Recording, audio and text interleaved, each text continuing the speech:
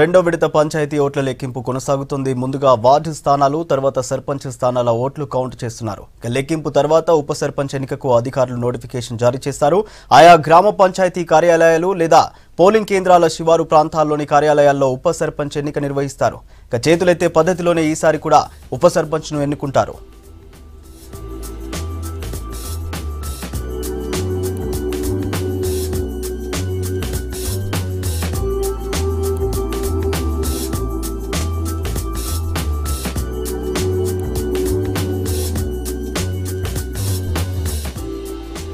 మొదటి విడతలో 85% పోలింగ్ అయితే రెండో విడతలో ఓవరాల్ గా దాదాపు 80% నుంచి 90% వరకు పోలింగ్ నమోదయ్యే అవకాశం ఉంది.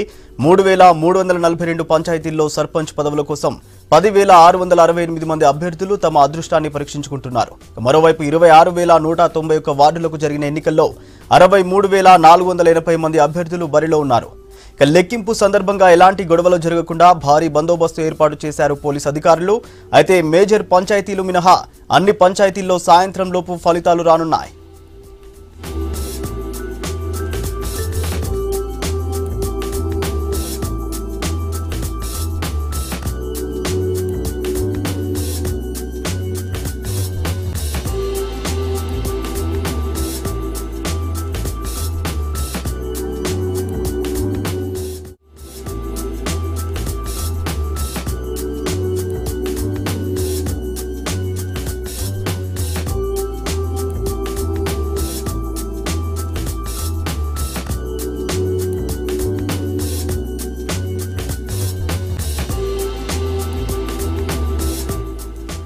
రెండో విడత పంచాయతీ ఓట్ల లెక్కింపు కొనసాగుతోంది. ముందుగా వార్డు స్థానాలు తర్వాత సర్పంచ్ స్థానాల ఓట్లు కౌంట్ చేస్తున్నారు.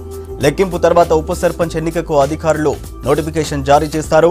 ఆయా గ్రామ పంచాయతీ కార్యాలయాలు లేదా పోలింగ్ కేంద్రాల శివారు ప్రాంతాల్లోని కార్యాలయాల్లో ఉప సర్పంచ్ ఎన్నిక నిర్వహిస్తారు. చేతులెత్తే పద్ధతిలోనే ఈసారి కూడా ఉప సర్పంచ్ను ఎన్నుకుంటారు.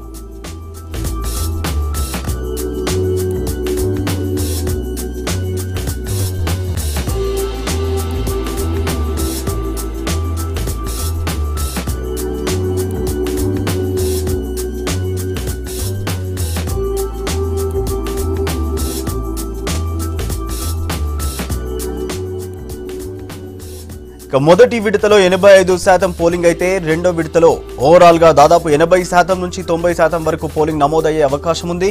3342 పంచాయతీల్లో సర్పంచ్ పదవుల కోసం 10668 మంది అభ్యర్థులు తమ అదృష్టాన్ని పరీక్షించుకుంటున్నారు. మరోవైపు 26191 వార్డులకు జరిగిన ఎన్నికల్లో 63480 మంది అభ్యర్థులు బరిలో ఉన్నారు. లెక్కింపు సందర్భంగా ఎలాంటి గొడవలు జరగకుండా భారీ బందోబస్తు ఏర్పాటు చేశారు పోలీసు అధికారులు. అయితే మేజర్ పంచాయతీలు మినహా అన్ని పంచాయతీల్లో సాయంత్రం లోపు ఫలితాలు రానున్నాయి.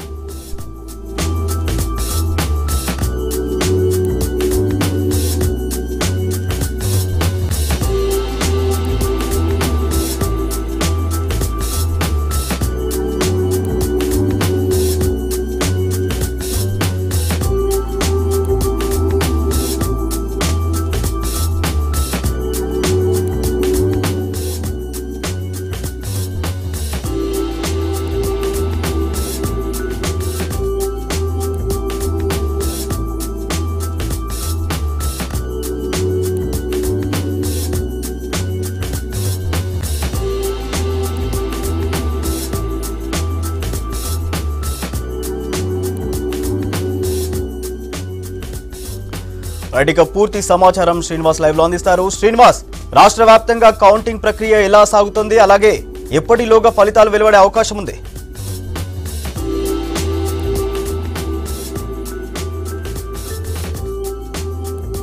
ముందుగా వార్డు మెంబర్లకు ఎన్నికలు అంటే ఇప్పటివరకు ఎన్నికలు జరిగాయి కాబట్టి ఫస్ట్ వీళ్ళ ఓట్లను లెక్కిస్తారు వార్డు మెంబర్లది. మనం ఒకసారి లెక్క కనుక చూస్తే 26191 వార్డు మెంబర్లకు ఎన్నికలు జరిగినాయి. ఇవాళ పొద్దున 7 గంటల నుంచి 1 గంట వరకు.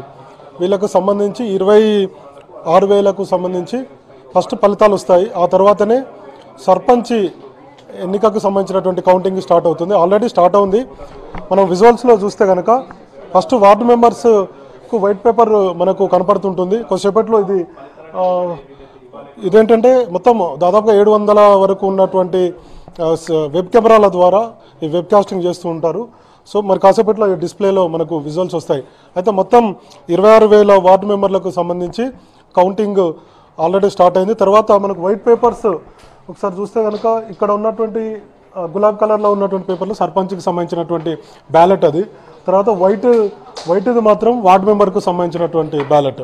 సో ముందుగా వార్డు మెంబర్ల లెక్కింపు అంతా కూడా పూర్తి చేస్తారు. ఆ తర్వాత సర్పంచ్ కౌంటింగ్కి వెళ్తారు. అంటే ఇప్పటివరకు అయితే రెండు అటు ట్రేలర్లో రెండు ఇటు వైట్ సంబంధించినటువంటి బ్యాలెట్ పేపర్, అదేవిధంగా గులాబీ కలర్లో ఉన్నటువంటి బ్యాలెట్ పేపర్ను కూడా ఈ రెండింటిని లెక్కించి తర్వాత ఇక కౌంటింగ్ స్టార్ట్ అవుతుంది. ఇప్పటికైతే కొన్ని వార్డు మెంబర్ల ఫలితాలు కూడా వచ్చినట్టుగా మనకు తెలుస్తుంది. అవి ఎన్ని అనేది ఇంకా కాసేపట్లో ఒక క్లారిటీ వస్తుంది. ఇక సర్పంచ్లకు సంబంధించి దాదాపుగా 6 నుంచి 7 గంటల వరకు కూడా ఈ కౌంటింగ్ కొనసాగేటువంటి అవకాశం ఉంది. ఎందుకంటే మొత్తంగా చూస్తే కనుక అంటే ఇప్పటి వరకు దాదాపుగా 3,342 గ్రామ పంచాయతీలకు సర్పంచ్లకు సంబంధించి ఈ కౌంటింగ్ స్టార్ట్ అవుతుంది. అక్కడక్కడ కొంత స్లోగా ఉంది. ఎందుకు అని అంటే 2 గంటల వరకు లంచ్ చేశారు అధికారులు.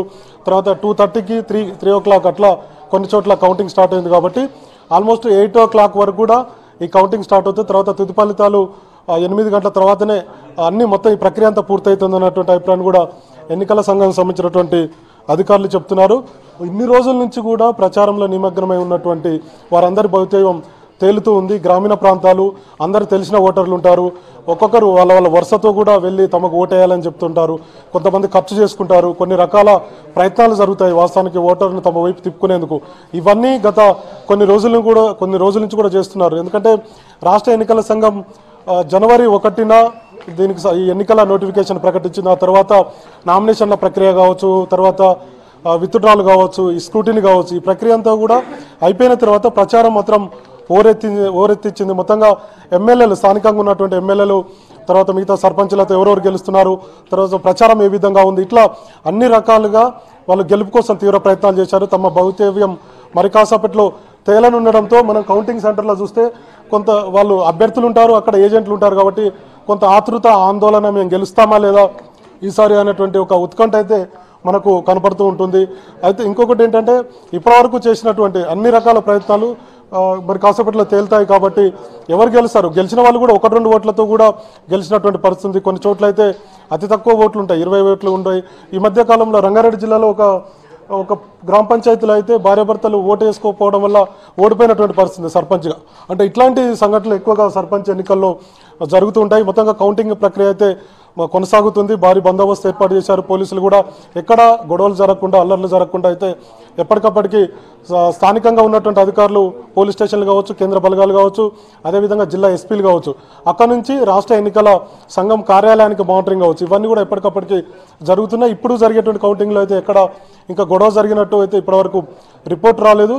ఇంకా మరోవైపు 2 చోట్ల ఒకటేమో సర్పంచ్కి సంబంధించినటువంటి ఎన్నికను ఆఫ్ చేశారు. ఒకటి నిజామాబాద్ జిల్లా కోటగిరి మండలంలో, అదేవిధంగా నల్గొండ జిల్లాలో మరొక వార్డుకు, ఈ 2 చోట్ల తప్ప మిగతా అన్ని చోట్ల ఎన్నికలు అయితే జరిగాయి. దాని ఫలితాలు కూడా మరి కాసేపట్లో రాబోతున్నాయి. అయితే ఇంకొకటి జగిత్యాల జిల్లా మల్లాపూర్ పంచాయతీకి సంబంధించినటువంటి ఎలక్షన్ కౌంటింగ్ను కూడా ఆఫ్ చేసినట్టుగా తెలిసింది. ఎందుకంటే అక్కడ ఏకగ్రీవ ఎన్నికకు సంబంధించినటువంటి ఒక వివాదం ఉంది. కాబట్టి దాన్ని ఆ ఎన్నికల అధికారులు ఆఫ్ చేసినట్టుగా మనకు సమాచారం ఉంది. ఇప్పటివరకు అయితే ప్రశాంతంగా కౌంటింగ్ సాగుతుంది. 8 గంటల వరకు ఈ కౌంటింగ్కి సంబంధించిన ప్రక్రియ అంతా పూర్తయి ఎవరు గెలిచారనేది ఒక క్లారిటీ వచ్చేటువంటి అవకాశం ఉంది. ఇప్పటివరకు అయితే అటు ఫస్ట్ ఫేజ్ విజయవంతంగా రాష్ట్ర ఎన్నికల సంఘం ఎన్నికలు కావచ్చు, కౌంటింగ్ కావచ్చు పూర్తి చేసింది. ఇక 2వ ఫేజ్లో కూడా ఇప్పుడు కౌంటింగ్ జరుగుతుంది. కాబట్టి ఇది కూడా పూర్తి స్థాయిలో విజయవంతం అవుతుంది. ఎక్కడైతే ఎలాంటి సంఘటనలు ఇప్పుడు జరిగినట్టుగా రాష్ట్ర ఎన్నికల సంఘానికి సమాచారం అయితే రాలేదు. సూర్య, శ్రీనివాస్, అలాగే ఓవరాల్గా ఈసారి పోలింగ్ శాతం ఎంతవరకు నమోదైంది?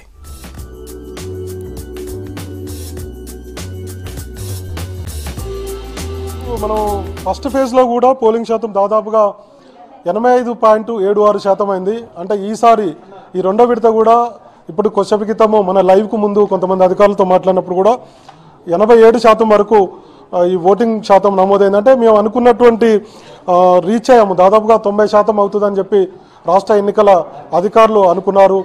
ఎందుకంటే గ్రామీణ ప్రాంతాల్లో మేము చాలా వరకు అయితే ప్రయత్నాలు చేశాము, ఓటు వేయండి అని చెప్పి ప్రజలు ఉపయోగించుకోవాలి, స్థానిక సంస్థల్లో తమ నాయకుడిని ఎన్నుకోండి, సర్పంచులుగా అదేవిధంగా వార్డు మెంబర్లు ఎన్నుకొని తమ స్థానికంగా ఉన్నటువంటి సమస్యలు పరిష్కరించుకోవాలంటే ఖచ్చితంగా మీరు ఓటింగ్లో పాల్గొనాలని కూడా రాష్ట్ర ఎన్నికల సంఘం సూచించింది. ఆ దిశగానే మేము అనుకున్నటువంటి టార్గెట్ దాదాపుగా రీచ్ అయ్యామనేటువంటి అభిప్రాయాన్ని కూడా అధికారులు చెప్తున్నారు. 90% కావడం అంటే గ్రామీణ ప్రాంతాల్లో ఎక్కువగా ఓటు వేసేందుకు ఆసక్తి చూపుతారు, అందరు కూడా అందుబాటులో ఉంటారు. విలేజ్లో ఉన్నవాళ్ళు కూడా ఇప్పుడు సెకండ్ ఫేజ్లో జరిగేటువంటి వాళ్ళ ఊళ్ళలో కూడా అందరు వెళ్ళి తమ యొక్క ఓటు హక్కును వినియోగించుకునేందుకు ఇంట్రెస్ట్ చూపారు. సిటీలో ఉన్న వాళ్ళు వెళ్ళారు, జిల్లా కేంద్రంలో ఉన్న వాళ్ళు వెళ్ళారు. వీళ్ళందరూ కూడా తమకు అక్కడ ఊళ్ళల్లో విలేజ్లో ఓటు ఉంది కాబట్టి తమ ఓటు హక్కును వినియోగించుకోవాలని చెప్పి ఆసక్తి ఉంది. మరోవైపు అభ్యర్థులు కూడా ఫోన్ చేసి చెప్పారు కాబట్టి ఎక్కువగా నమోదైంది అన్నటువంటి అభిప్రాయాన్ని కూడా రాష్ట్ర ఎన్నికల సంఘం సంబంధించినటువంటి అధికారులు చెప్తున్నారు.